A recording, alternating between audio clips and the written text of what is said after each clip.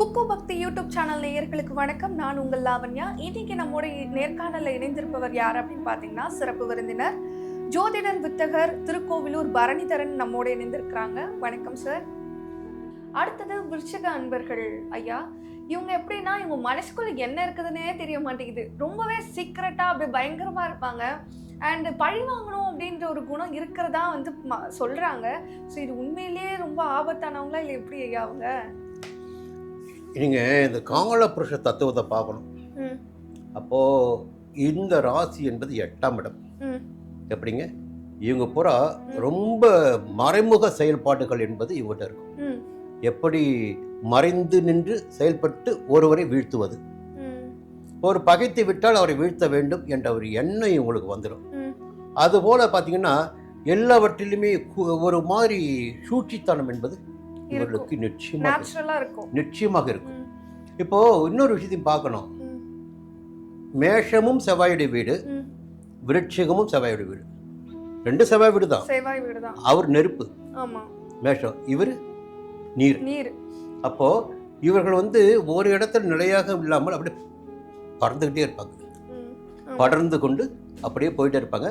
தன்னுடைய எல்லையை விரிவு செய்து கொண்டு போவார்கள். எப்படிங்க, அடுத்து என்ன படுறது. அதற்கு சூழ்ச்சிகளும் இவர்களுக்கு உதவும். இப்போ உங்களை பார்த்து அப்படியே அப்சர்வ் பண்ணுவாங்க.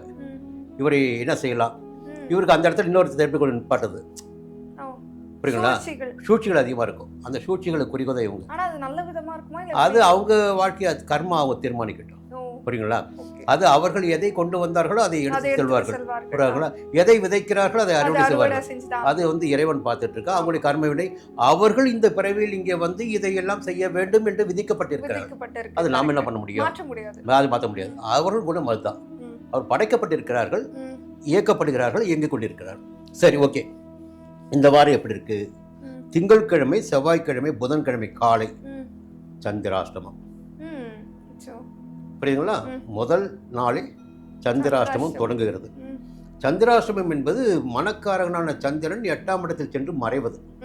அப்போ மனதில் குழப்பங்கள் ஏற்படும். குழப்பத்தின் காரணமாக செயல்களில் தடுமாற்றம் ஏற்படும். அதனால் புதிய முயற்சிகளை மேற்கொள்ள வேண்டாம். இப்போ நிறைய விஷயம் பார்த்தீங்கன்னா, இந்த விபத்து நடக்கும் பாருங்க. அப்போ கார் ஓட்டிட்டு போவாங்க, சிந்தனை வேற எங்கேயாவது இருக்கும். மிஷினில் வேலை செஞ்சுட்டு இருக்காங்க, சிந்தனை வேற எங்கேயாவது இருக்கும். அதான் சொல்லுவோம், சந்திராஷ்டம நாட்களில் பார்த்து வாகனத்தை ஓட்டுங்க, வேலைகளில் கவனமாக இருங்க, முடிந்தவரை வாகன பயணத்தை தவிர்ப்பது நன்மையாக இருக்கும்.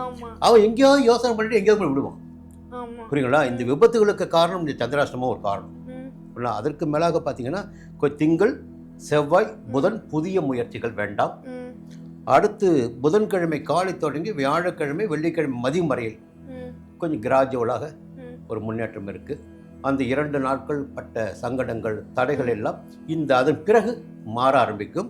வெள்ளிக்கிழமை மதியம் தொடங்கி சனிக்கிழமை, ஞாயிற்றுக்கிழமை ஒரு மகிழ்ச்சியாக தொழிலில் வந்து லாபத்தை காணக்கூடிய ஒரு முன்னேற்றத்தை காணக்கூடிய நிலையெல்லாம் இருக்குது. முதல் 2.25 நாட்கள் இந்த வாரத்தில் சங்கடம் இருக்குது. இந்த நேரத்தில் பார்த்தீங்கன்னா ஒரு நல்ல விஷயம் தெரியுங்களா, குரு 9ஆம் இடத்துல. இப்போ 9ஆம் இடத்துல குரு பார்த்தீங்கன்னா அவருடைய 5ஆம் பார்வை இந்த ராசிக்கு கொடுக்குறார். யாருக்கு? விருச்சிகத்துக்கு. அப்போ குரு பார்வை கிடைக்கிறது பாருங்க.